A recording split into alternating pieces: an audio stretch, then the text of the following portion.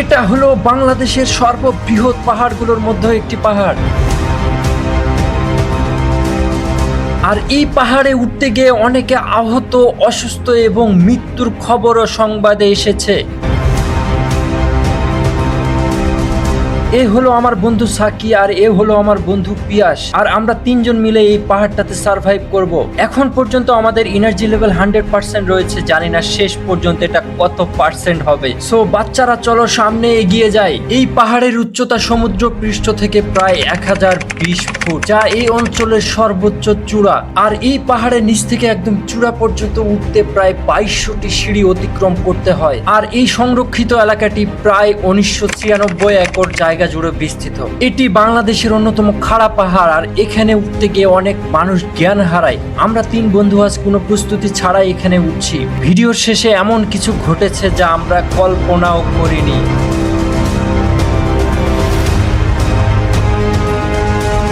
এভাবে আস্তে আস্তে প্রায় 500 সিঁড়ি অতিক্রম করে ফেলেছি, আর আমাদের মনে হলো কিছু একটা খাবার প্রয়োজন, তাই তরমুজ খেয়ে নিলাম অনেকগুলো। আর এইখানে আসার সময় সবাই চেষ্টা করবেন পানির বোতল অথবা কিছু স্ন্যাক্স নিয়ে আসার জন্য। আবারও পথ চলা শুরু করলাম, এখনো 1700 সিঁড়ি বাকি রয়েছে। আর এই সিঁড়িগুলোর অবস্থা এতটাই খারাপ যে কেউ নিচে পড়ে গেলে সে একদম এই পাহাড়ের স্বর্গে চলে যাবে। আর ভুল করেও কেউ এখানে বয়স্ক বাবা মাকে নিয়ে আসবেন না, তা না হলে আপনাকে অনেক বড় বিপদের মুখে পড়তে হতে পারে। হেই বাচ্চা, তুমি কি আসলে উপরে উঠতে পারবা নাকি নিচে চলে যাবা? আমার তো মনে হচ্ছে আমি নিচে নেমে যাব এখন। আর এই পাহাড়টি হিন্দুদের কাছে পবিত্র একটি জায়গা হিসেবে পরিচিত। পাহাড়ের উপরে থাকা আনাচে কানাচে সকল জায়গায় তাদের দোয়া কালাম লেখা আছে।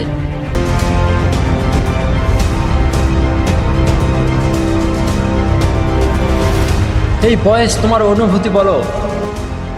I was in charge of the bombers in the backpack. The captain and the kid woke up. পাহাড়ে উঠতে উঠতে সে দিশেহারা হয়ে গিয়েছে, কি বললো আমি কিছুই বুঝি নাই।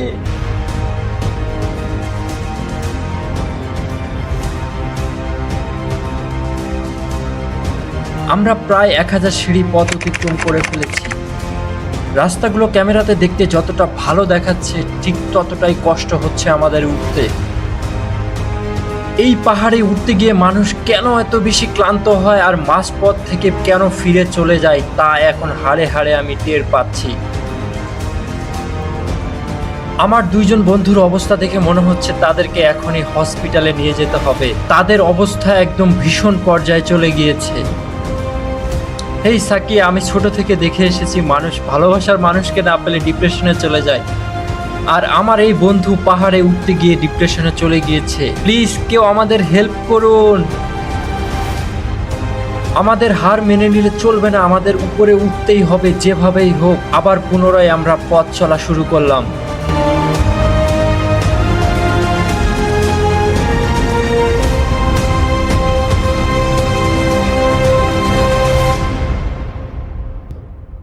এখন আমরা প্রায় 1600 থেকে 1700 সিঁড়ি পথ অতিক্রম করে ফেলেছি, আর এখানেই দেখতে পাচ্ছি ছোট্ট একটি মন্দির। এখান থেকে আমাদের আরো 6 থেকে 700 পথ অতিক্রম করতে হবে। এই গাছে দেখতে পাচ্ছি যারা হিন্দু জাতির তারা এসে কি যেন বেঁধে দিচ্ছে, আর এই গাছ পুরো ভর্তি। আপনার যদি ভালোবাসে কোনো মানুষ থাকে তার নাম এখানে আপনি চাইলে বেঁধে দিয়ে যেতে পারেন। এইখান থেকে আমরা সর্বোচ্চ যে চূড়া রয়েছে পাহাড়ের সেটা দেখতে পাচ্ছি, আর সেখানে একটি মন্দির দেখতে পাচ্ছি, যদিও এই পুরো পাহাড়টি মন্দির দ্বারা বিস্তৃত। সো লেটস গো, আর লেট করা যাবে না। আমরা যত পিছিয়ে থাকবো তত পরে সেখানে উঠতে পারবো। সো বাচ্চারা, কাম হেয়ার।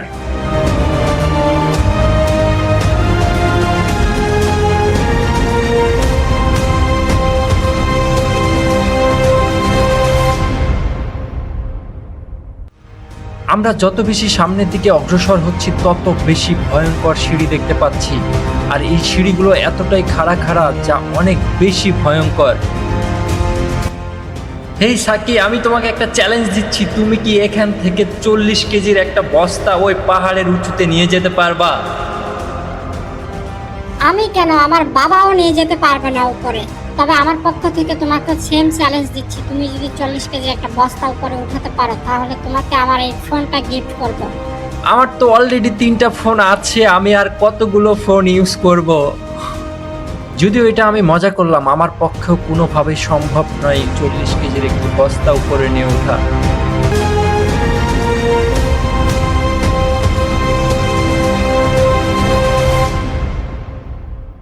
এখন যে জায়গায় আছি এই সিঁড়িগুলো প্রায় 70 থেকে 80 ডিগ্রি খাড়া। আমার মনে হচ্ছে আমি এখন সিঁড়ি দিয়ে উঠছি না, বরং মই দিয়ে আকাশে উঠছি। এই জায়গায় এসে আমার শরীরের অবস্থা একদম খারাপ হয়ে গিয়েছে, আমি আর সারভাইভ করতে পারছি না। তবে আমাদের তো হাল ছেড়ে দিলে চলবে না।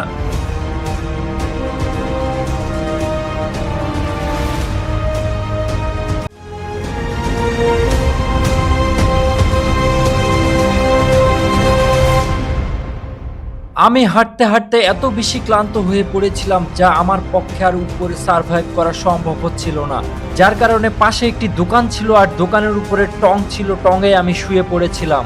তাছাড়া আমার পক্ষে আর কিছু করা সম্ভব হচ্ছিল না।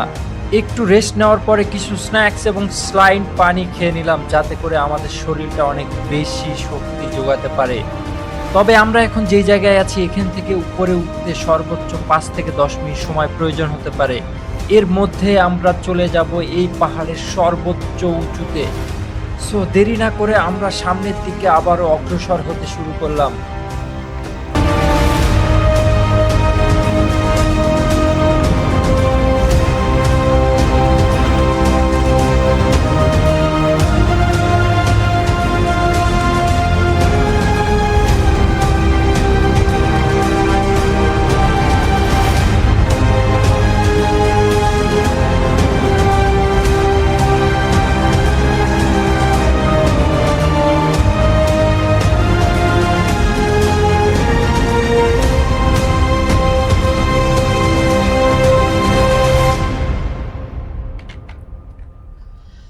অবশেষে আমরা পৌঁছে গিয়েছি চন্দ্রনাথ পাহাড়ের চূড়ায়। বিশ্বাস করেন এই জার্নিটা একদমই সহজ ছিল না, প্রতিটা ধাপে ধাপে ছিল ক্লান্তি, কষ্ট, আর এমনও মনে হয়েছে আমি হয়তো আর সার্ভাইভ করতে পারবো না। কিন্তু একটা জিনিস বুঝলাম, ইচ্ছা শক্তি থাকলে কোনো পাহাড়ি কোনো কিছুই অসম্ভব না। এই জায়গার ভিউ ক্যামেরাতে যতটা সুন্দর লাগছে বাস্তবে তার থেকেও 100 গুণ বেশি অসাধারণ। এখানে দাঁড়িয়ে এখন মনে হচ্ছে পুরো কষ্টটাই সার্থক হয়েছে। আর যারা ভিডিওটা শুরু থেকে শেষ পর্যন্ত দেখেছেন আপনাদের জন্য অনেক বেশি ভালোবাসা। আর অবশ্যই কমেন্টস করে জানিয়ে দিবেন ভিডিওটা কেমন হয়েছে। আর অবশ্যই চ্যানেলটাকে সাবস্ক্রাইব করে দিবেন, আপনারা সাবস্ক্রাইব করলে আমি অনেক বেশি অনুপ্রাণিত হই, ভিডিও বানাতে আরো বেশি ভালো লাগে। সো আজকের মতো এখানেই, বাই বাই, আল্লাহ হাফেজ।